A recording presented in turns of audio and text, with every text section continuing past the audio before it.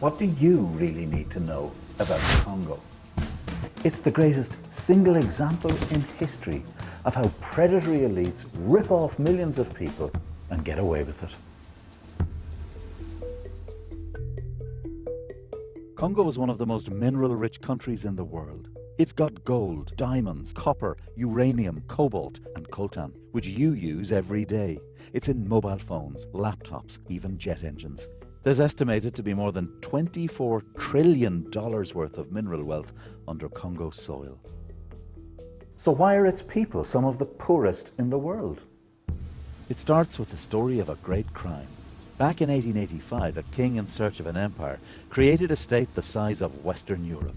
King Leopold of Belgium drew borders through ancient kingdoms, forcing 450 different ethnic groups into a new state.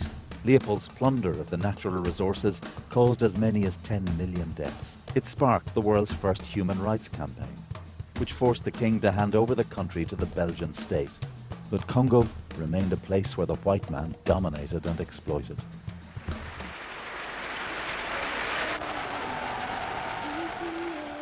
Enter a new hope for Africa.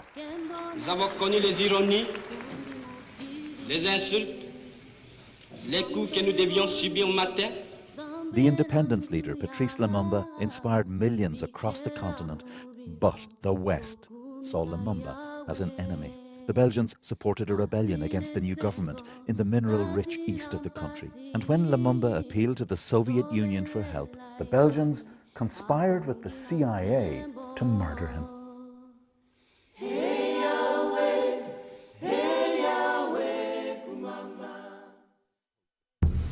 It paved the way for the 3 decades-long rule of President Mobutu.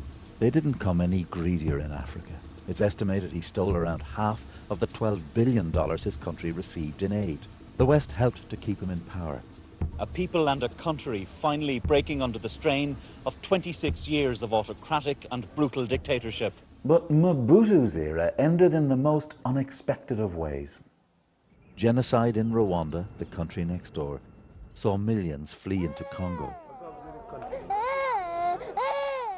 War followed them.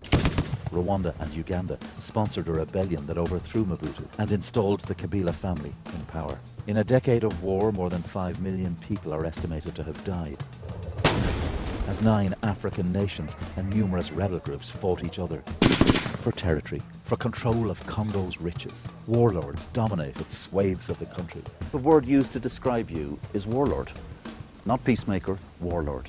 I'm not a warlord. It always comes back to the money. We're going to make some history together today. With the tech boom of the new millennium, Congolese coltan was in high demand. As there is a new commodity that we all want for our mobile phones or for our electric vehicles, the reality often is that Congo has it. And so we start to see the unscrupulous businessmen and women. We start to see the corrupt leaders. Human rights groups allege that around $750 million in mining revenues has been stolen under the rule of President Joseph Kabila and his cronies. Congo is a country where more than 70% of the population lives below the poverty line, where women suffer some of the highest rates of sexual violence in the world, and human rights can often be abused with impunity. This soil on which we sleep is the same soil where we buried our children. Such suffering isn't the natural condition of these people, it's man-made, and that is the tragedy of Congo. The current president, Joseph Kabila, has stayed in power beyond the 2 terms allowed to him under the constitution. But something new and big has been happening in Congo. They're protesting, they're organizing, they're using social media in a way we've never seen before. Are you afraid of the state? No, jamais.